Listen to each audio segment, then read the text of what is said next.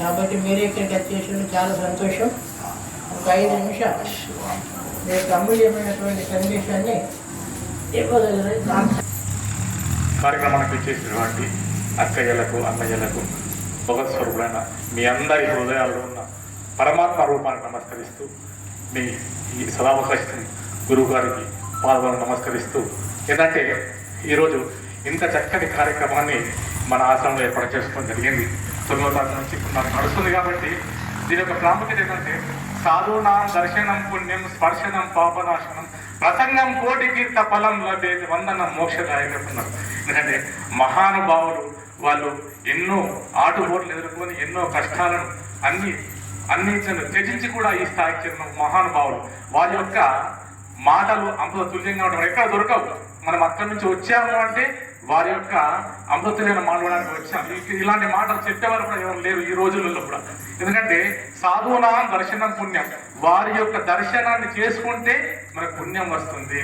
వారి యొక్క ప్రసంగాలను వింటే కోటి తీర్థాలు ఏ విధంగా చేస్తాం అలాంటి ఫలితం వస్తుంది. అదేవిధంగా వారి యొక్క స్పర్శ తాగితే మన పాపాలు పోతాయి, వారికి వందనం చేస్తే మన మోక్షం వస్తుంది. ఇంత చక్కని మహానుభావులు మన వద్దకు వచ్చి ఇలాంటి బోధిస్తున్నారంటే చాలా సంతోషం కదా. అందుకని మనకు అష్టపుష్పాలు అంటున్నాయి.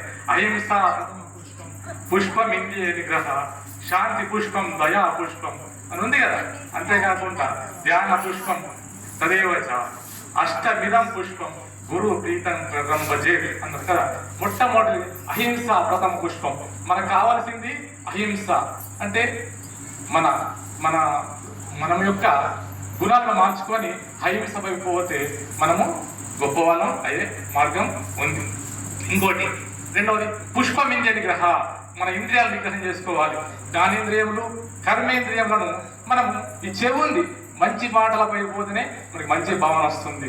మనకు కన్నులు ఉన్నాయి, ఇవిని మంచి దృష్టితో చూస్తేనే మనకు మంచి భావన వస్తుంది.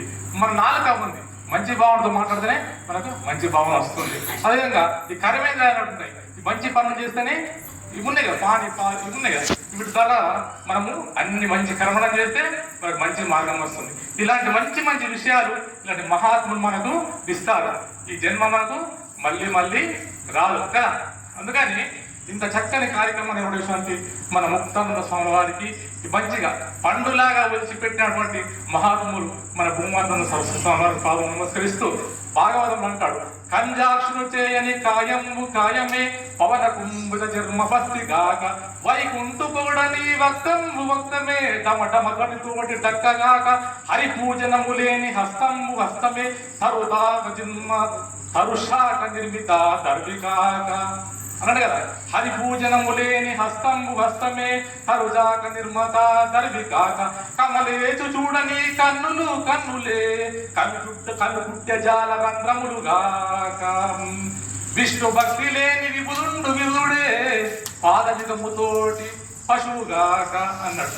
ఎప్పుడైతే మనము కంజాక్షు చూడని కాయమే ఆ భగవంతుని కృష్ణ పరమాత్మ చూడని దేహం అయితే ఉందో అది పవన కుంభిత చర్మ భ్రస్తిగాక ఒక గాలిని తిత్తి లాంటిది అన్నాడు కదా.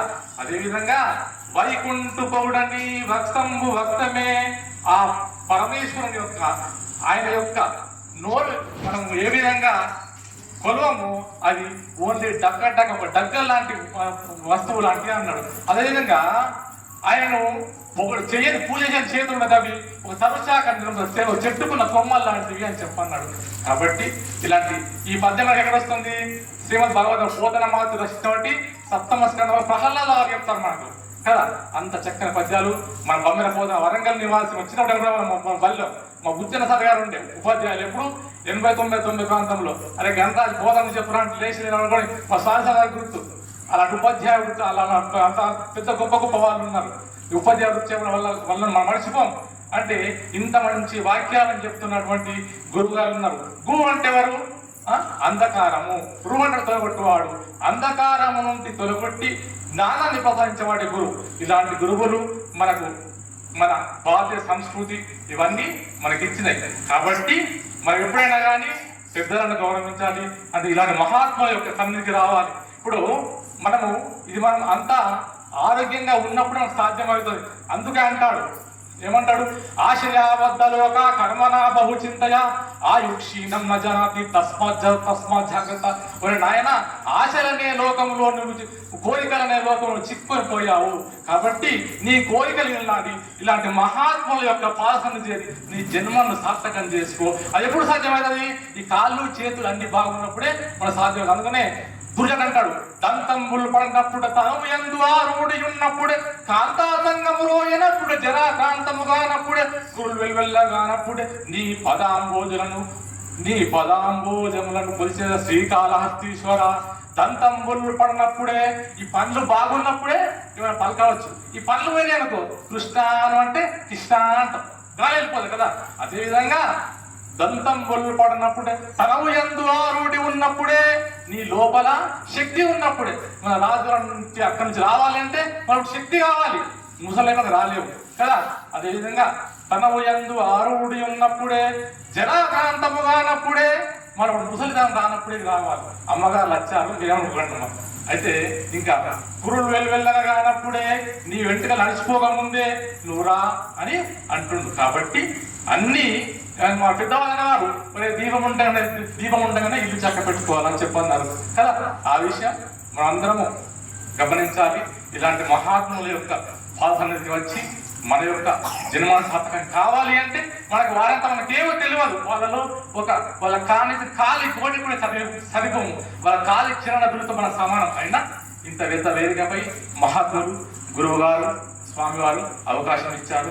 ఇది నా పూర్వజన్మ పుణ్యంగా భావిస్తూ జన్మత మంచికి ఇంత మంచి అవకాశం ఇచ్చినట్టు మీ అందరికీ ఓపికమైనందరికీ మీ అందరి హృదయాలు నా పరమాత్మ మనసు నమస్కరిస్తూ హరి ఓం తత్సత్. మీరందరూ బాగుండాలి, సర్వే జనా సుఖినో భవంతు.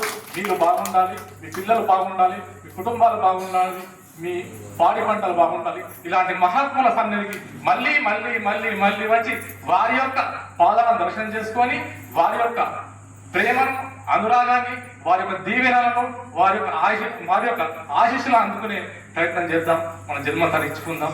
మనం అందరం బాగుపడదాం. హరి ఓం తత్సత్.